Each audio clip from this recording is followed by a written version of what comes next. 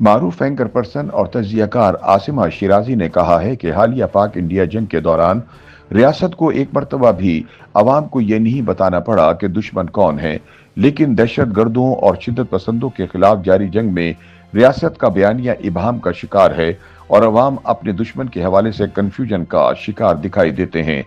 Be B C Urdu کے لیے لکھے گئے اپنے سیاسی تجزیے میں عاصمہ شیرازی کہتی ہیں کہ افراتفری کو کہاں امن سے مطلب، افراتفری تقسیم اور ابہام سے آگے کا مرحلہ ہے۔ معاشرے میں ابہام تقسیم کی وہ پہلی نقب ہے جو بیانیے کے ذریعے لگائی جاتی ہے۔ بیانیہ بھی وہ جو مقبول ہو یا نہ ہو لیکن جرأت سوال کو ختم کرے اور خوف کو مسلط کرے۔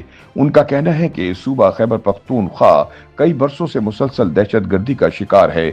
کوئی دن ہی ایسا ہوگا جب وہاں سے اموات کی خبر نہ آئے۔ خیبر پختونخوا کے عوام امن کے خواہاں ہیں، مگر امن کے حصول کے لیے عملی اقدامات بارے کنفیوزڈ ہیں۔ ان کا کہنا ہے کہ دہشت گردی کے شکار خیبر پختونخوا کے عوام شدت پسندوں سے جنگ لڑنے کو تیار ہیں، مگر ہاتھ ہتھیار اٹھانے سے مانا ہیں۔ طالبان کی صورت میں قاتل ان کی دہلیز پر کھڑے حملے کر رہے ہیں، لیکن ان سے جنگ کی بجائے صوبے کی حکومت شدت پسندوں سے مذاکرات کی بات کر رہی ہے۔ اصل جنگ تو بیانیے کی ہے، جسے بنانے کے لیے اگر مگر اور چونکہ چنانچہ سے باہر نکل کر سوچنا ہوگا۔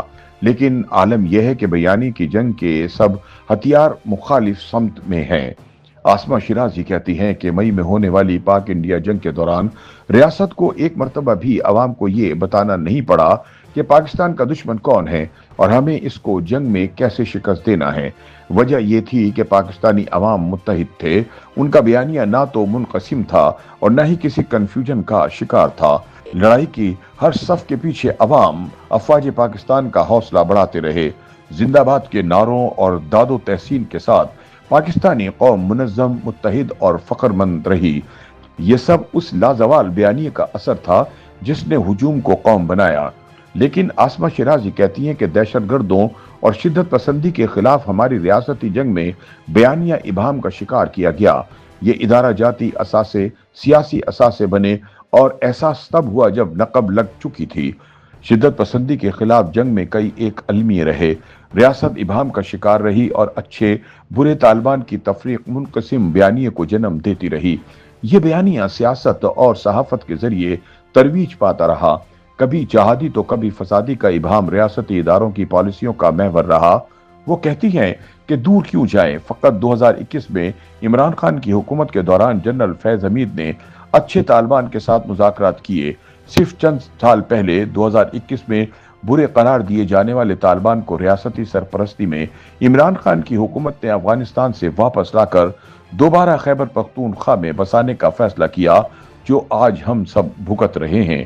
سینئر اینکر پرسن کہتی ہیں کہ کمزور یادداشتوں کے لیے عرض ہے کہ اسی دوران پارلیمنٹ میں ان مذاکرات سے متعلق بیانیہ تک کی عسکری قیادت نے سیاستدانوں کو سمجھایا۔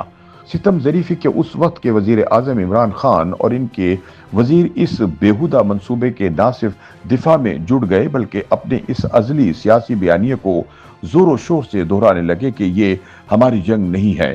عاصمہ کے بقول عمران اپنی سیاست کے آغاز سے اب تک دہشت گردوں اور شدت پسندی کے خلاف جنگ میں مذاکرات کے بیانیے کے حامی رہے ہیں۔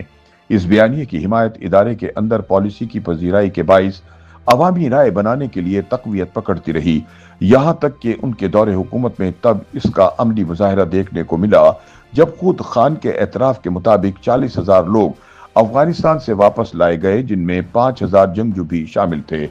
حال ہی میں ایک انٹرویو میں وزیر دفاع خواجہ آصف سے سوال پوچھا گیا کہ اب عوام کیسے مان لیں کہ دہشت گردوں کے خلاف انہی کی زبان میں بات کرنے کی پالیسی تبدیل نہیں ہوگی۔ جواب میں انہوں نے کہا کہ اب ریاست ابہام سے نکل آئی ہے۔ یہ خبر خوشنما ہے، مگر پھر بھی دل ماضی کی پے در پے بدلتی پالیسیوں پر خدشات کا شکار ہے۔ بہرحال اب جب ریاست ابہام سے نکل آئی ہے تو کیا ان تمام کرداروں کو کٹہرے میں کھڑا کرے گی جن کی وجہ سے ہم ایک بار پھر شدت پسندی کا نشانہ ہیں اور یہ آگ گلی کوچوں میں ناچتی نظر آ رہی ہے۔